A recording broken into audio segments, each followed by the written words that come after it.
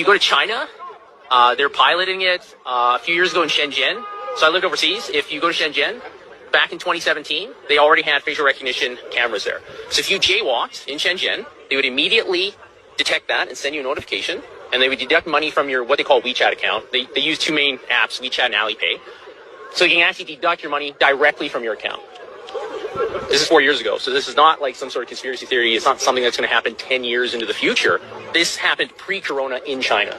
And so this system in China that exists is extremely advanced. They can detect if it's a man or a woman. They can guess your age. They can detect what kind of car model it is, who the manufacturer is.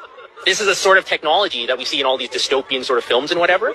And people keep putting it off and thinking that this is something that's going to happen later in my kids' lifetime or my grandkids. It's already here. And if this gets implemented anywhere, especially in a Western nation, it's not going away. Israel is already talking about the fourth shot. Then they're going to be going to herpes, and they're going to ask if you're gay. They're going to be asking if you ate 3 pizzas this week because it's unhealthy. If you buy certain books in certain countries, your country doesn't like you. You'll lose points in the social credit score system. So this is already the reality of the world in certain places, and we need to be aware of that if we don't want that or if we do. And to be perfectly honest, anybody who wants this vaccine passport, it's a misnomer. It's total control. Everything you do or don't do will be calculated.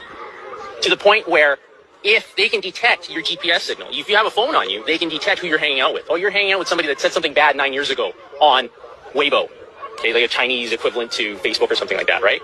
Oh, you lose 2 points. Oh, you bought Japanese books, you lose 5 points because you don't like Japan. This is what is going to come here because it's already there. And we're doing that a little bit with contact tracing for COVID, aren't we? So that they can see where you're at and who you're with. The simple reality is that the technology that CSIS has and all these big tech corporations, they already know where you are. It's just that they don't want to shock the system too much and admit that they have it. Edward Snowden revealed all this back in 2013. He fled to Hong Kong. They wouldn't keep him there, so now he's in Russia. Yep. But the NSA has all of your information. They know your Google searches from like February 9th, 2004 in a bunker in Colorado. Help me, Rhonda. Right? They have all this information. So, but they don't, like in the US, they have the Fourth Amendment. They're not supposed to track you forever.